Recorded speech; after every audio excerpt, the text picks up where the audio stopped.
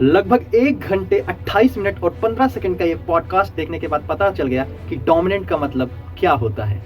किसी के शरीर के दोनों आंखें खराब हो या किसी के शरीर के दोनों किडनियां, ये चमत्कार नहीं होता, ये शरीर है, किसी को कुछ भी हो सकता है साहब। इस पॉडकास्ट में जगत गुरु जी श्री रामभद्राचार्य जी ने प्रेमानंद जी महाराज को अपना बेटा बोला और उन्होंने बताया कि अगर दोनों किडनियां खराब हैं तो वो कोई चमत्कार नहीं, जहां तक कि ये बिल्कुल सही बात है। हालांकि प्रेमानंद जी महाराज ने भी कभी अपने आप को भगवान नहीं बोला, वो तो खुद भगवान का दास मानते हैं और खुद को भगवान का दास ही बोलते। रही बात संस्कृत लैंग्वेज के चैलेंज की, उन्होंने बोला, किसने, जगत गुरु जी ने बोला प्रेमानंद जी को कि वो एक शब्द भी संस्कृत में नहीं बोल सकते या उनके कहे गए शब्द का वो मतलब नहीं बता सकते।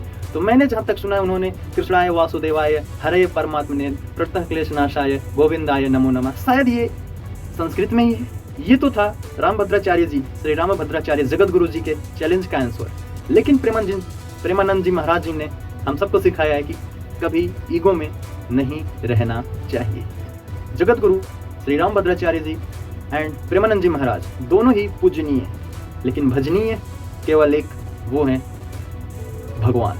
जहाँ तक मैंने जहाँ तक रिसर्च किया, किसी भी वीडियो में प्रेमानंद जी महाराज जी ने अपने आप को भगवान साबित नहीं किया या फिर अपने आप को सर्वोत्तम नहीं बताया। ये बात उनके चैलेंज की, तो एक एग्जांपल के तौर पे मैं आपको समझाना चाहता हूँ। अगर एक स्कूल में एक संस्कृत का टीचर है और दूसरा साइंस का, तो साइंस वाले टीचर को संस्कृत रत्ती बराबर भी नहीं आएगी। हालांकि संस्कृत वाले टीचर को थोड़ी बहुत साइंस आ सकती है, बट अब इसका मतलब ये नहीं हुआ कि वो दोनों टीचर अपने आप में खराब हो चुके हैं, क्योंकि संस्कृत का भी बहुत ज़्यादा यूजेज है लाइफ में और साइंस का भी बहुत ज़्यादा यूजेज है लाइफ में। यहाँ तक कि मैं बोल सकता हूँ ये दोनों लैंग्वेज अपने आप में बहुत ही ज़्यादा इंपॉर्टेंट रखती हैं। तो आप समझ गए होंगे, एक को संस्कृत बहुत अच्छे से आता है और दूसरे को साइंस बहुत अच्छे से आता है। तो आप समझ गए होंगे मैं किस चीज़ की बात कर रहा हूँ। बात बढ़ाने से ही बढ़ती है।